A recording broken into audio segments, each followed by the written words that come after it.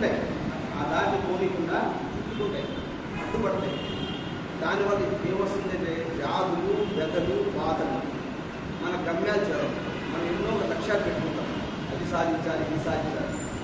ఏదో ఒకటి బ్రేక్ పడి ఆగిపోతుంటాం. డాక్టర్ అవ్వాలనుకుంటాం కాదు, ఇంజనీర్ అవ్వాలనుకుంటాం కాదు, మంచి కళాకారులు కావాలనుకుంటాము కాదు.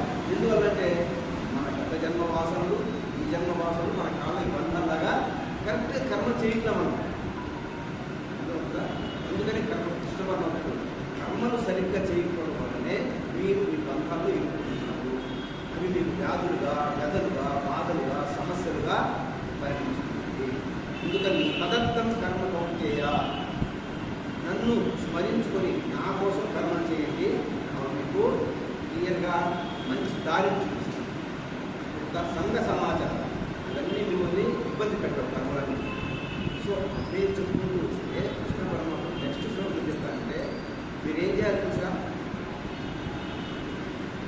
సహయజ్ఞ ప్రజా సృష్ట్వా పురోవాచ ప్రజాపతి అనేన ప్రసవిష్యంతి జ్ఞానమోత్కృష్టకామ. మీరు ఈ యజ్ఞాలుగా ఆచరిస్తున్నట్లయితే బ్రహ్మ కూడా యజ్ఞం చేతనే ఈ సృష్టిని సృష్టించాడు. అలాగే మీరు యజ్ఞాలు చేస్తుంటే మీ ఇళ్లలో కామధేవుని కట్టుకున్నట్లు ఏషమోత్కృష్ట కామము. కామధేవుని తెలిసిన ఏంటన్నది ఆవు కోరిక కోరికలు తీర్చేది కదా.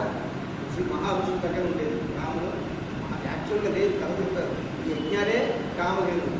వాళ్ళు ఋషులు అనే వాళ్ళు అడవుల్లో రోజు నిత్యము అగ్నిహోత్రాలు చేస్తారు. అందువల్ల కామధేను వాళ్ళ ఇళ్ళలో ఉంది. అట్లాగే కృష్ణ పరమాత్మ చెప్తారు, ఈ యజ్ఞాలు చేస్తుంది మీ ఇంట్లో కామధేను ఉన్నాడంటే మన కోరికలు తప్పకుండా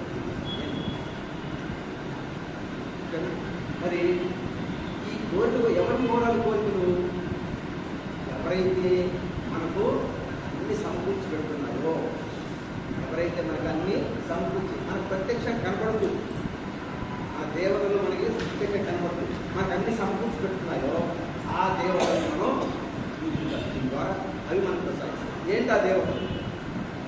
మనకు ప్రత్యక్షంగా కనపడుతూ మనకి అన్ని రకాల సౌభాగ్యాలు కలిగిస్తున్నాయే ఎవర దేవతలు?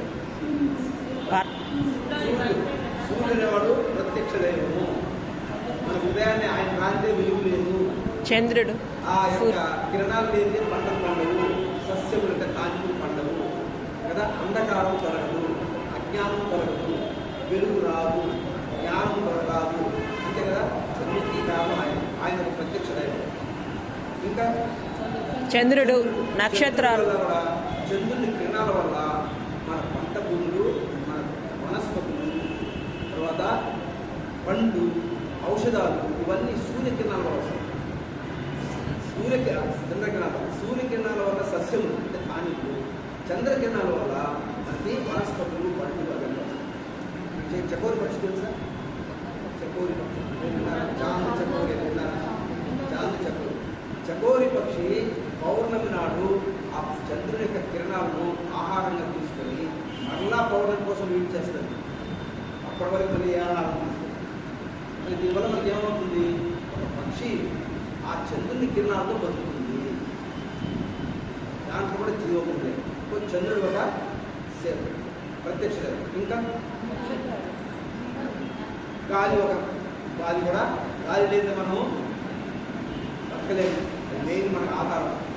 వాయుదేవుడు కూడా వర్షం, నీరు, ఇది కూడా వర్షం కూడా ప్రత్యక్ష దైవం. పంచభూతాలన్నీ ప్రత్యక్ష దైవాలే గురించి.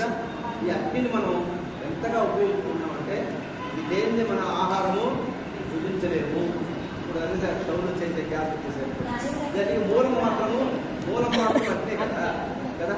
ఇంకా ఏంటంటే ఈ స్టవ్లు పెట్టి గ్యాస్లు పెట్టి ప్రదక్షిణ చేసిన మ్యారేజ్ కదా. ఎంత మోడర్న్ అయినా కూడా అక్కడ సన్ను వెలగాల్సిందే, ఆవులు వేయాల్సిందే, మంత్రాలు చదవాల్సిందే, అగ్నిని వెలిగించాల్సిందే, దాని చుట్టూ ప్రదక్షిణ అవునా కదా.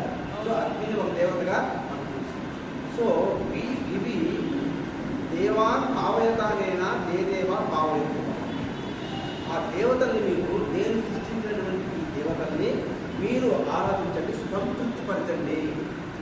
వాటిని సంతృప్తిపరిస్తే అవి మిమ్మల్ని అనుగ్రహిస్తాయి